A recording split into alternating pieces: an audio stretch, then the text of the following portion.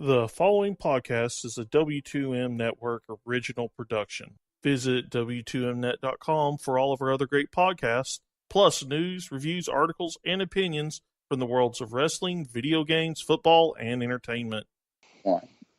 And we are live to tape to the W2M Network for the Wrestling to the Max 205 Live and Mixed Match Challenge review. Good evening, afternoon, whenever you're listening to this, everybody.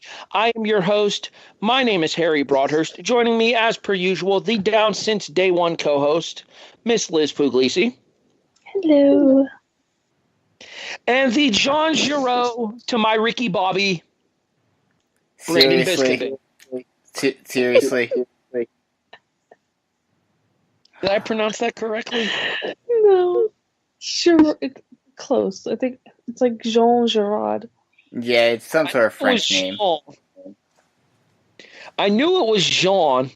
You know what? It could be worse. You could be the Stephanie to my Daniel Bryan, so I suggest you be happy over there. Fair enough. Come on, that was a great one. Oh, it was a great one. It's just terrible at the same time. My butcherizing of the pronunciation probably didn't help. You know what the thing is I actually love Talladega Nights too. It is a funny movie. I will give you that. All right, so we have to cover Mixed Match Challenge because we started to cover it. This on me. This one is on me. Gentlemen, my bad. I wish you good luck. Wish you good luck.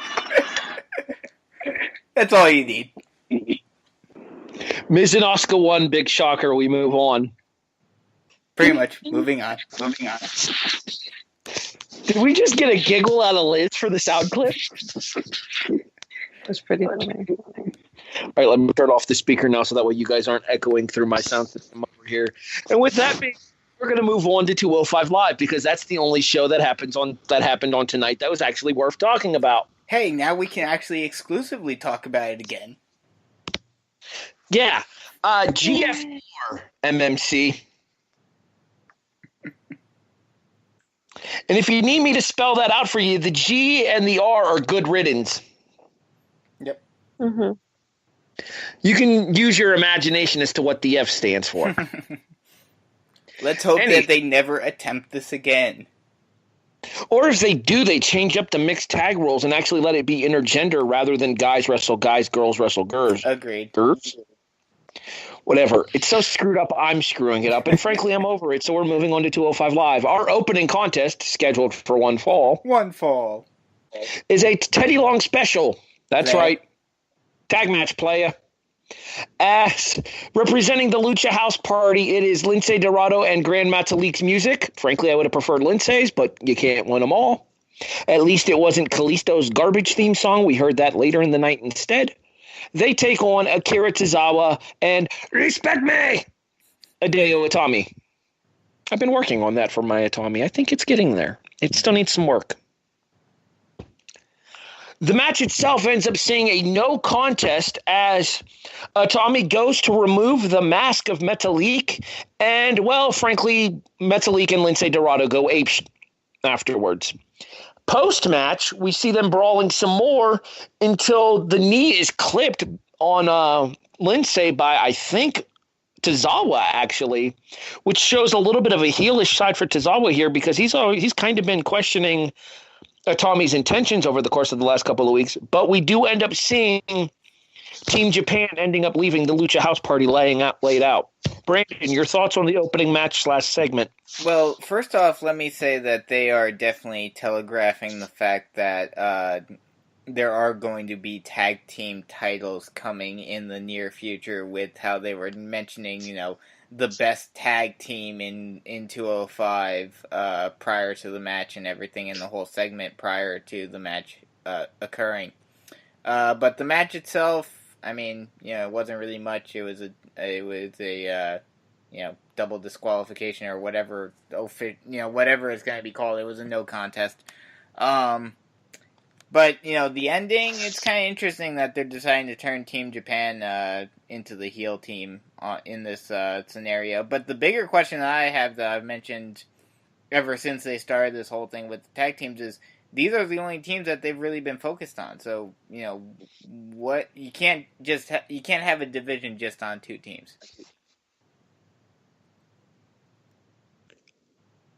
Liz? I agree. It was a decent match. I enjoyed the brawling, at the end. Spice things up a little bit, changed, did freshen things up a bit, I should say. But yeah, I mean, it's pretty much the same, starts from last week's show, or I forget if they actually opened the show last week, but it's another tag team between the Latinos and the Asians. It's like a gang war. I feel like calling them Asian might be racist. Why? How is it racist? They're Asian. They are from Japan or China or something like that. So therefore, they are Asian. I'm not calling them derogatory names. I am stating a fact. Fine. If only Tajiri was still around, so that they could actually make this a 3-on-3 thing. Trying to add people to Japanese factions.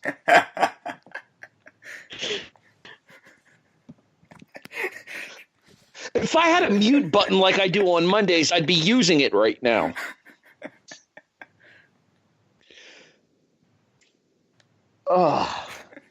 Backstage promo time as Drew Gulak talks about the fact that his match with Mark Andrews has been postponed until next week because he wanted Andrews at 100% when they step into the ring. He said that he was going to prepare this long, elaborate PowerPoint presentation to explain why he did what he did to Mark Andrews, but it turns out he only needed one slide. Liz, what did that slide say? I didn't see it. You missed Gulak? No. I heard Gulak, but I wasn't able to face the TV while he was on. Because I could. Drew Gulak, evil bastard, might be the best thing about 205 Live right now. Mm-hmm. It's totally hot. It's totally hot. Sorry. I hope we get more PowerPoint presentations. Keep it in your pants, Liz.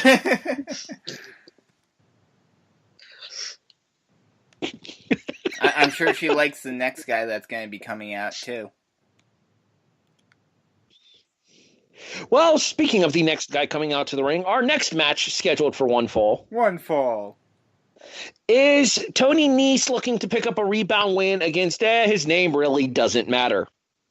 Okay, wait, before we discuss the match, let me respond to Brandon.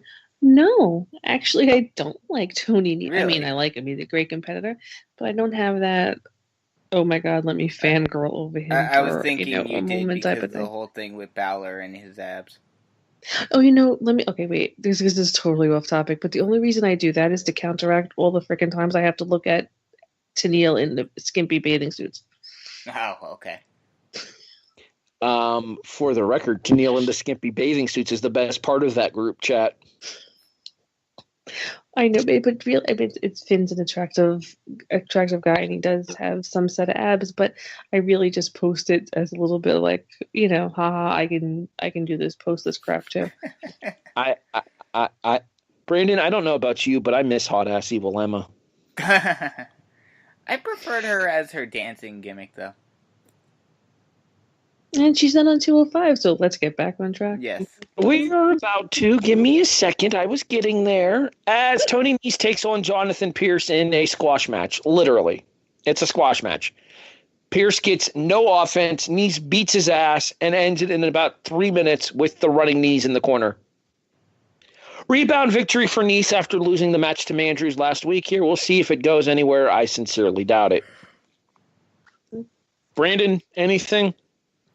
I'll just say, unfortunately, to the last of your comments where it will not go anywhere. I'd like Nese to get some sort of push. Liz?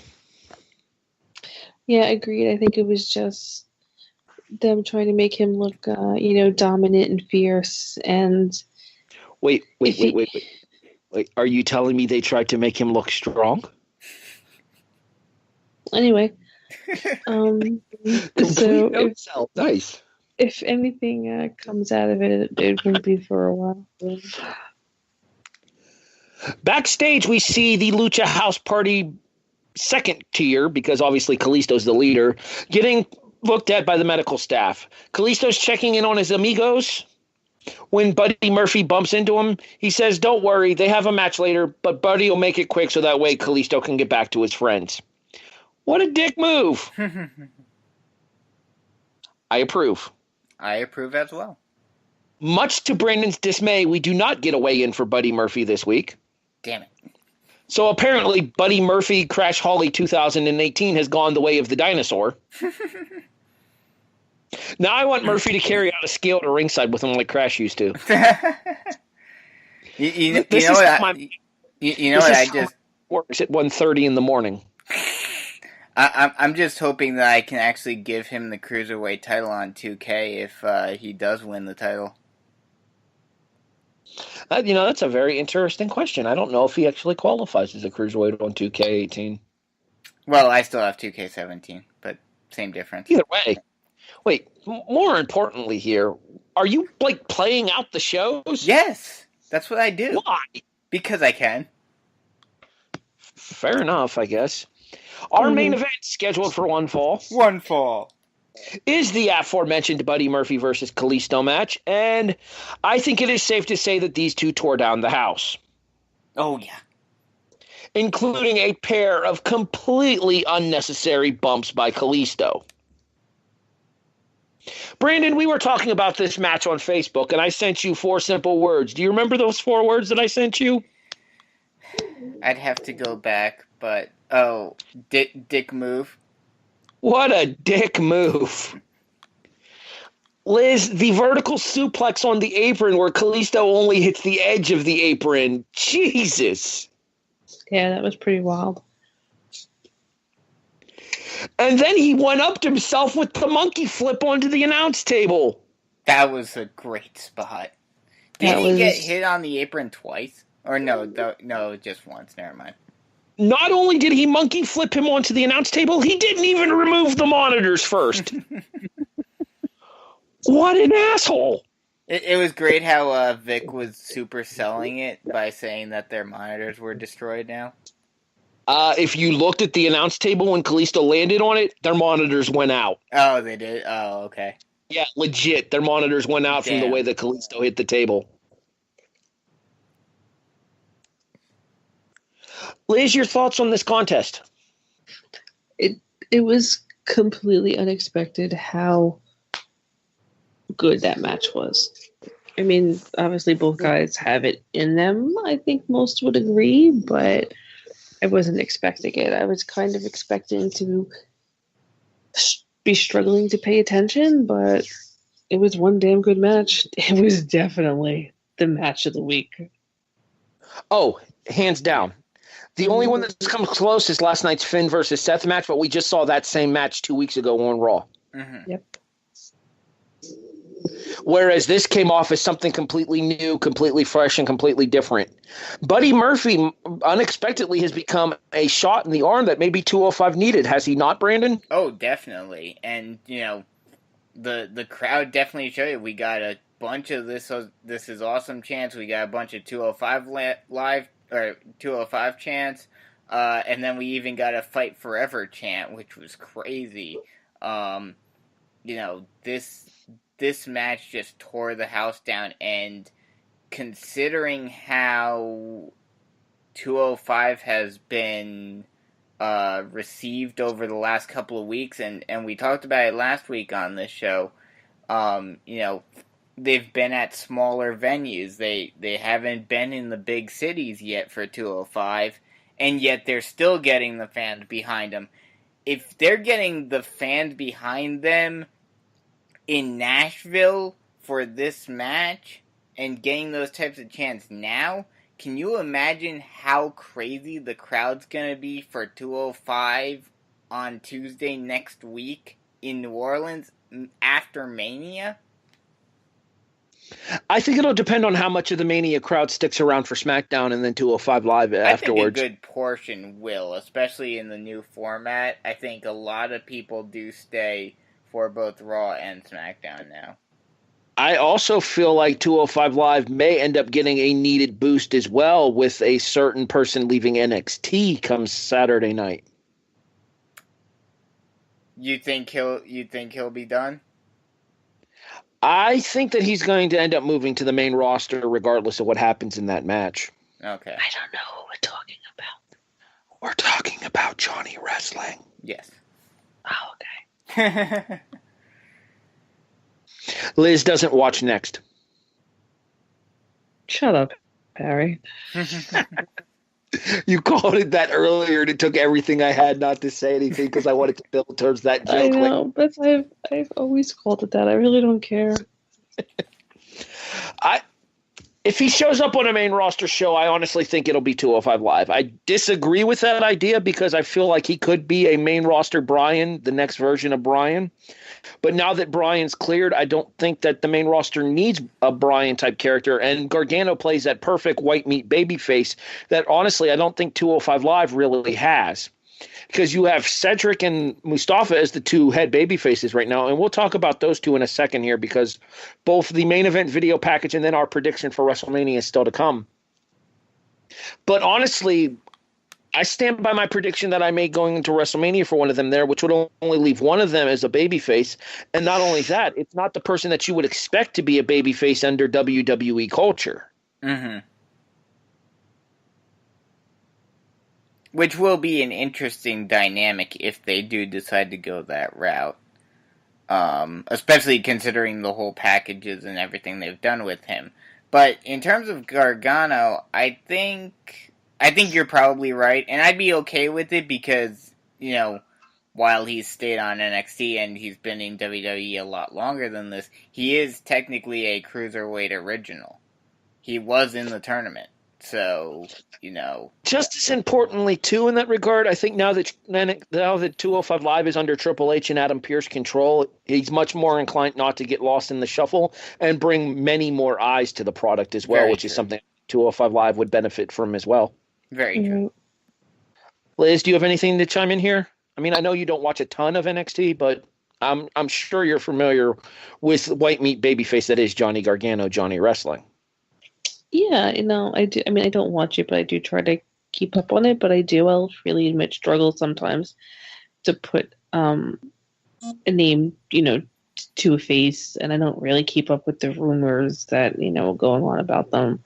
I think we're definitely going to be seeing more people, coming up, being added, which can really only be good for the show, especially if they're going to go towards the tag team division, because there's not enough people, and frankly I'm tired of seeing the same two tag teams every week. So yeah, no, it can, in the long run, it's going to be there'll be some kinks to work out as they go along, but I think it can only be better for them. I think he'd be a great addition too. I think he might spice things up.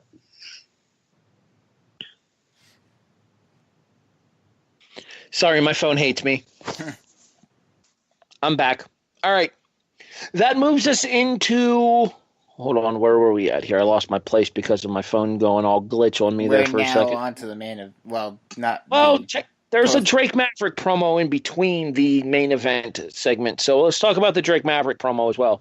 I want to say that I thought Maverick was fantastic here, and this is the kind of mic work that you have come to expect from a guy like Spud, and now that he's able to give that kind of gravitas towards the Cruiserweight division as well, it makes it stand out much more than it did. Mm-hmm. Eventually, I think we see Maverick, Spud, whatever you want to call him, in the ring on 205 Live, but he has been killing it as the general manager for 205. Oh, yeah. Liz? Yeah, no, absolutely agree. I think when he first came, everybody was like, okay, but considering the fact that I love when he's at the announce table. I find him very entertaining. I find him very, smooth. I think he's doing a great job. I think the character is making, a world of difference.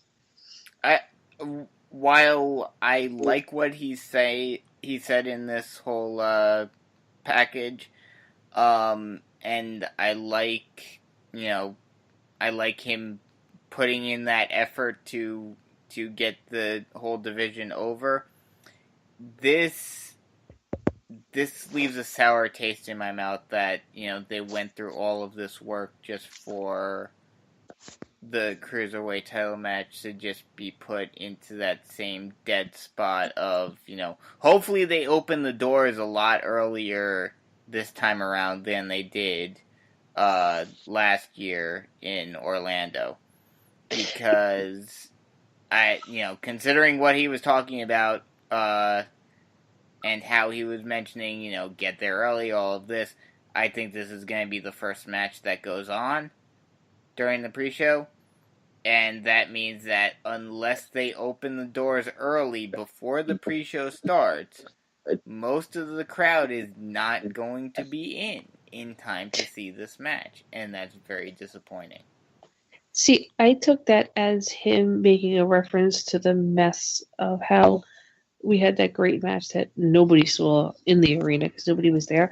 I think the women's battle royal goes on first with nobody in the arena, and there's a huge backlash. I think so too. No, I totally agree.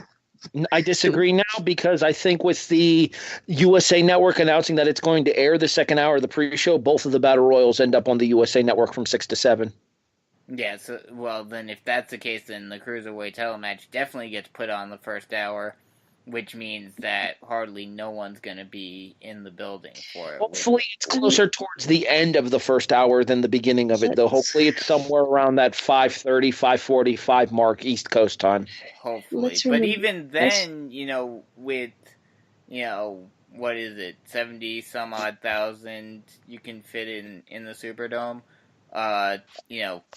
they're not going to be able to get that many people through the doors in 45 minutes. That's why for most, sporting events, they open the doors, 2 hours before tip-off or before kickoff. Well, in that case, maybe they should consider opening the doors 2 hours early rather than just an hour like they traditionally do. I agree. I think they should open the doors at least at 4 o'clock, if not maybe, like you said, 3. They open at 4. No, they open at 4. Oh, they do open at 4? Then how were there so few people in there last year? They open at 4, but the problem last year was I think there was issues with the ticket devices, much the same way the issue was in Santa Clara. Oh, okay. To open the doors for this kind of a show at 3 o'clock. Yes. And the reason I say that is so that way you can have everybody in the arena, or at least most of the people in the arena. You can have people that are getting their merchandise, and have asses in seats by the time the kickoff starts. Exactly. Mm-hmm. Completely agree. All right. Our main event video package is scheduled for next network time remaining. I screwed that up, and it was a great line. God dang it. As we see the hype package for the Cruiserweight title match this Sunday between Mustafa Ali and Cedric Alexander. And that takes us into our prediction for the Cruiserweight title main event, I guess you could say. The pre-show opener, most likely, the Cruiserweight Championship Tournament final. The title is decided. It gets unvacated for the first time since Enzo's stupid ass got himself fired, as Mustafa Ali takes on Cedric Alexander. I'll go first. I reiterate what I said the last time when we did these predictions, when we got up to the semifinals of the Cruiserweight title tournament. Mustafa wins. Cedric turns heel on 205 Live the Tuesday after. Liz? Cedric wins. Ali turns heel. Ali will be the much better heel. Brandon? I'm going with Cedric winning just because they've put so much work into Cedric. I don't think that they would squash it like this. But I don't think give them enough credit. I don't think either one of them turns. I think this is just a friendly feud, and we get a handshake at the end. And that takes us into our overall show rating and one-word review for tonight's episode of 205 Live. Brandon, scale of 1 to 10. I'm gonna go with a 7.5. It would have been higher, except for the fact that with the exception of the main event, it really, yes, they told more of a story in the tag team match, and then you had the whole squash match, but, the main focal point and the thing that really got people talking about this show was the main event.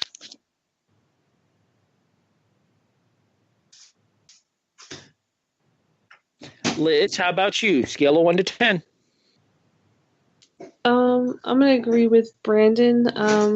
Give it a 7.5. It was a really good show. The main event was the best match of the week. The other two, even the squash match, that was entertaining. Drew was on point as always, and it was just the Drake there, really brought it. It was a great show. I'm actually with you guys at a 7.5. That's the same number I gave it as well. Agree with Liz and what she said about the main event being the best match on WWE television this week. Mm-hmm. And frankly, to borrow Randy Orton's term of phrase here, from out of nowhere at that. Because if you would have told me going into this week that the best match on WWE television this week going into the weekend would be Buddy Murphy versus Kalisto, I'd have called you a liar. But son of a biscuit, here we are. And the opening contest, while not necessarily thoroughly entertaining from an in-ring perspective, you get a more storyline view of 205 Live in that match, specifically with Hideo Itami being the grandfather of all douchebaggery by going after the Luchador's mask. Mm-hmm. That was a nice little, thing that, you don't really ever see in WWE. I mean, granted, there aren't as many luchadors in WWE as there have been in the past, and they're pretty much all on 205 now. But, that's something that you see a lot in the indies and in New Japan is, whenever there's a luchador against non-luchador type feud, especially when the non-luchador is a heel, they're going to go after that mask like crazy. I think Brandon gets paid by the New Japan reference on these shows, Liz. I'm sorry. Me catching up, it just, I was even gonna say one earlier, but I held my tongue. I was gonna say, if you think that apron spot was bad, you haven't seen anything yet from this week. I assume you're referring to Sakura Genesis? Yes, I am. And Ospreay. I haven't watched Sakura yet. I'll get to it eventually. Well, Ospreay gets his head whacked on the apron with a failed. I forget the exact. Spoiler. What? Spoiler. That's my nice way of telling you to shut the hell up. Liz, one word review. What do you got? Sorry, I had to put you on mute for a second. One word review. Stellar. It was a stellar show. I would have muted him too for discussing New Japan during our 205 time. You shut your mouth. I could care less about New Japan. I'm not gonna lie. I don't watch it. Brandon, one word. What do you got? Entertaining. It was entertaining throughout. The main event was amazing, and while not a great technical match, the tag team match told a story and, moved that whole feud forward. And just everything was entertaining tonight. My one word for tonight is hype. Because the Drake Maverick promo and then the video package for the Cruiserweight title match did more to hype WrestleMania this Sunday better than anything we saw on Raw or SmackDown this week. Definitely better than on SmackDown. Do we have anything else to plug before we get out of here? How many weeks do we have left before we go back on the air for kickoff? The draft preview episode will either be April 18th or the 25th. I'll be honest, I'm leaning towards the 18th, and I have a reason why. I'll explain to you off air. Okay. So that's a couple of weeks away. You got the Fantasy Football podcast coming up, too. The pilot episode's available in the archives. Yes. But that won't be coming until post-draft. But you can find those archives and so much more from the W2M Network by visiting us online at W2Mnet.com. You can get information about all things in relation to the world of sports, video games, football, soccer, wrestling, and so much more by visiting W2Mnet.com. In addition, if you're enjoying this W2M Network presentation, you can find more for the W2M Network in your favorite podcast providers: iTunes, Stitcher, iHeartRadio, Podbean, Castbox. I know we're on in there. I heard there's talk that we might be coming to Spotify soon, which would be super. That is available by checking your personal podcast provider of choice. In addition, make sure you like and subscribe to the W2M Network YouTube page as well. That is available by searching for W2M Network on YouTube.